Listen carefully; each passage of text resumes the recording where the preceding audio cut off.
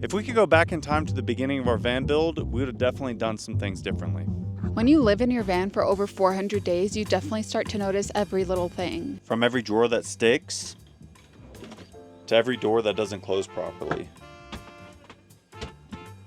And every time we're like, ugh, why did we do it that way? We don't regret our build, and while we do love most things about it, there are definitely some things that we would tweak. You're probably watching this video because you're in the middle of designing your own van and you're trying to figure out what not to do. We're in your shoes, okay? We scoured YouTube for every single van build video, the do's and the don'ts, but the reality is, there's probably gonna be something that you regret, no matter how perfect you think it's gonna be in the end. Hi, we're Jordan and Lise, and we've traveled to over 13 states, traveled all the way to Canada and 10 national parks this past year in our self-converted tiny home on wheels. Stay tuned to find out our top 6 regrets of our van build. Now, if you know me, you know I have an irrational fear of insects. So one of the things that I personally regret the most is not installing a built-in sliding bug screen. Right now we have this magnetic one, but it's not that durable. It's stained. It easily gets stuck when you unslide and slide the door. And it's kind of a pain in the butt, to be honest. Every time you get in, you have to duck to not hit this, or this will happen. Oh no. Even the magnets get stuck on themselves, or they'll get stuck to the outside of the van. While these curtains are a good temporary fix, they definitely have some design flaws. We do have our 2 max air fans, and when it's cold outside, it's nice. It pulls in the air, it feels nice.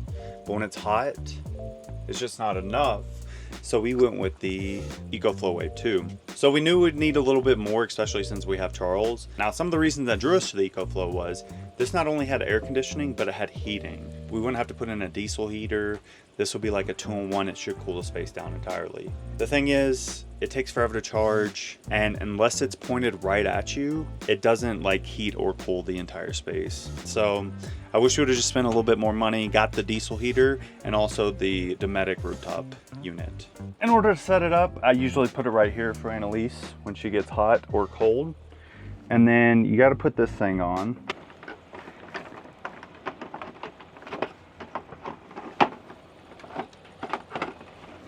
One eternity later.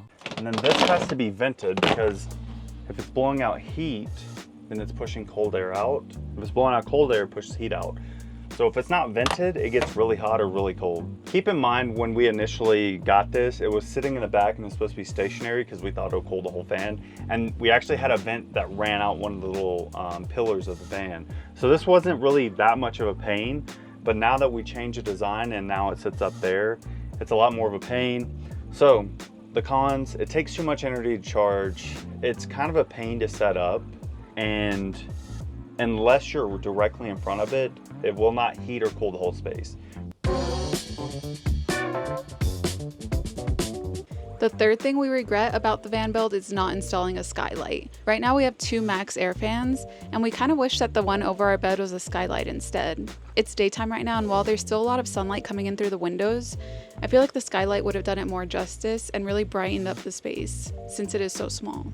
It would have been so nice to be able to just lay down, look up from the comfort of our warm, cozy bed, and see the stars. Sometimes it's just too cold to go on the roof deck and stargaze, or there's too many insects and they won't leave you alone. All right, so if you saw some of our first YouTube videos, you'd know that this space is completely different. It used to be like a U shape, and then it had the bed that kind of lifted up and came together. And after about a month of that, we were just completely fed up with it. We actually were in Colorado and we're like, let's just go back and redesign this.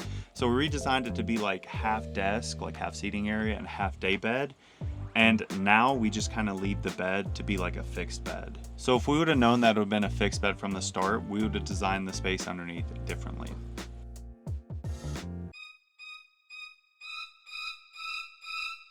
Trying to get anything from under here is like playing Tetris. You got to move all this stuff around to like get this piece out. And it's always dark back here. We didn't design any lighting. So it's like Indiana Jones going into a cave searching for the treasures. It's just not ideal. We have this, which is fine, but then you don't want this basket. So you kind of put this one off to the back, and then you got to get this basket. Our laundry basket actually goes in front of here like this. So when it's full, you can't even get anything out. You got to take out the basket, the laundry basket, to get to this basket. We usually organize these things standing up, like kind of like this, but then you have these in the way now. This definitely needed to be more thought out because this is a pain. So the seat on this side is actually from the very original design. And the way I designed it was I'd be able to lift up the seat like from the front and then like put my clothes away, put stuff in. Now, since the bed's fixed, like I gotta rummage through this because like if I wanna wear a specific shirt, like, oh, I gotta find, where's that shirt at? And now I have to go outside to get all my clothes. So every time we stop and we're about to shower, I gotta like go in the back and I'm like looking here like, oh, did something come back here? Oh, what is that? Oh no. And then everything gets unfolded after I've already folded it. I mean, look at that, guys. What a disaster.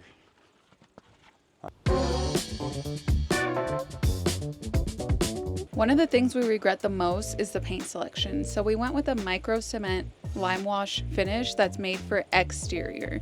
We were like, since it's made for the outside of houses, outside of buildings, it's gonna be super durable. What could go wrong? It turns out that it's actually pretty terrible. You can see every single fingerprint and mark on where we open our cabinets. We thought we wanted like a really seamless design for it to look like artisanal paint, and we didn't want like knobs and handles. And you can see all the fingerprints and there's a bunch of wear and tear on the edges of the cabinets. Also, it's chipped everywhere. On the frames of the ceiling fans, on the windowsills, and it stains super easily. We used to have the same paint on the base cabinets. On our first trip, we spilled some espresso and it did not come off whatsoever with wall paint, any kind of paint or scrubbing. Here you can see more staining and spots from cooking. And we really regret not installing a backsplash or any tile on this wall. It'd be so much easier to clean and there wouldn't be any staining. We really regret not installing a toe kick. You can see here, since the wood's expanded while we've been on the road from the humidity, this drags on the floor and I'm scared it's gonna mess up our floor. Also, it just makes it really difficult to open and close.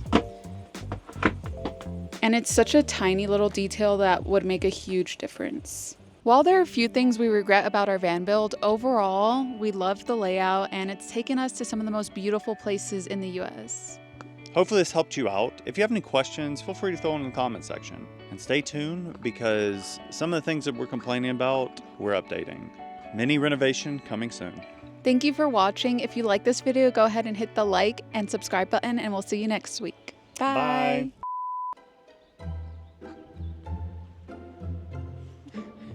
Come this way. And we really regret this thing is in here. What am I supposed to say? You said everything. You literally just said my whole line. And also, how do you,